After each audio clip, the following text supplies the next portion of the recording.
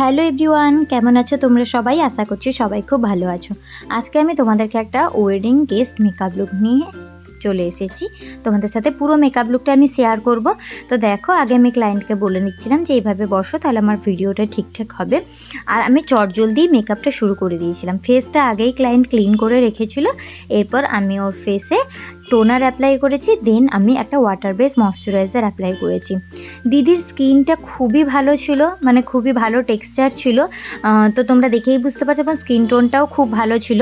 দিদি আমাকে প্রথমেই বলে দিয়েছিল যে একদম সিম্পল এবং ইজি ওয়েতে সাজবে, কোনো রকম কোনো যেন ওভার না লাগে। তো আমিও সেইভাবে ওকে সাজিয়েছিলাম।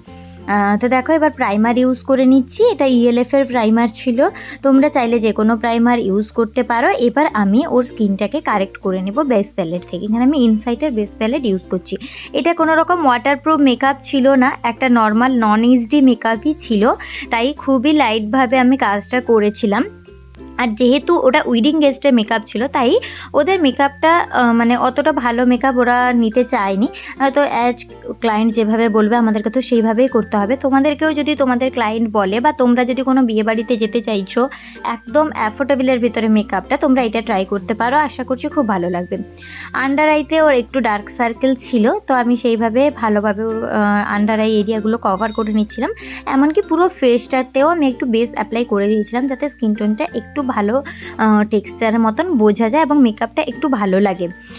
আরও স্কিনটা ভালো ছিল, ভালোভাবে প্রেপ করা ছিল। দিদি স্কিন কেয়ারটা খুব ভালো করে, যার জন্য মেকআপ করতে গিয়ে আমার কোনো রকম প্রবলেম হয়নি।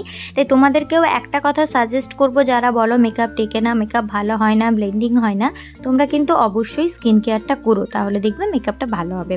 বেস করে নেওয়ার পরে আমি ফাউন্ডেশন অ্যাপ্লাই করে নিয়েছিলাম। এখানে আজকে আমি সুইস বিউটির ফাউন্ডেশন অ্যাপ্লাই করেছি, যেটা আমি তোমাদেরকে দেখাতে পারিনি, কারণ যখন আমরা রিয়েল ক্লায়েন্ট মানে রিয়েল কাজ করি, তখন কিন্তু আমরা অনেক ব্যস্ততার মধ্যে থাকি, বা অনেকগুলো কাজ একসাথে করতে হয়, তাই প্রোডাক্ট দেখানোটা সম্ভব হয়ে ওঠে না। তবে আমি এখানে সুইস বিউটির একটা ফাউন্ডেশন ইউজ করেছিলাম।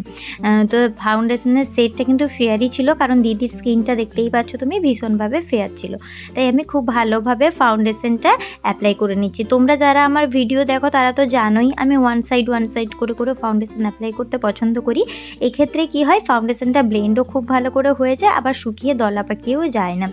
যতই স্কিন টোন যাই হোক না কেন, নেকটাকে কখনো অ্যাভয়েড করবে না। নেকেও অল্প পরিমাণে ফাউন্ডেশন দিয়ে তোমরা ব্লেন্ড করে নেবে, যাতে মেকআপটা তোমাদের ইভেন লাগে। এবার পাউডার দিয়ে সেট করার পালা।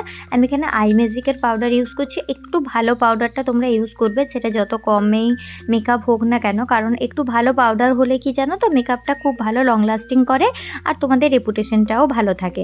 তাই সবসময় কিন্তু সব জিনিসে কম্প্রোমাইজ করা যায়, তবে প্রাইমার এবং পাউডার এই দুটো জিনিসে একদমই কম্প্রোমাইজ করা যায় না, কারণ এগুলো হচ্ছে মেকআপের বেস্ট প্রোডাক্ট। এইগুলোকে একটু আমাদেরকে ভালোভাবে খেয়াল করে চলতে হয়। তো দেখো, কথা বলতে বলতে আমার ফুল ফেসটা পাউডার দিয়ে সেট হয়ে গেছে। দিদি কোনো রকম কন্ট্রোল চায়নি, ও শুধু বলেছিল যে আমাকে অল্প একটু ব্লাশ লাগিয়ে দেবে, যেন একটু ব্লাশটা আমার পছন্দ, তো এই ব্লাশ লাগিয়ে দিচ্ছিলাম আমি। আর খুব অল্প ব্লাশ নিয়েই আমি ওটাকে ভালোভাবে ব্লেন্ড করে দিচ্ছিলাম। ব্লাশ লাগানো হয়ে গেছে, এবার আমি ওর আইব্রোটা ড্র করে নেব। দেখো, আইব্রোটা আমি আইব্রো পোমেট দিয়ে ড্র করে নিচ্ছি খুব স্মুথভাবে। কিন্তু এটা ক্রিম পোমেট নয়, এটা একটা পাউডার পোমেট ছিল, কারণ ক্রিম পোমেট টা দিলে ওই মেকআপ লুকটা একটু গর্জিয়াস লাগে বা একদম শার্পনেস দেয়। তাই যারা একদম হালকা সিম্পল করতে চায় তাদের ক্ষেত্রে আমার মনে হয় পাউডার পোমেটটাই বেস্ট।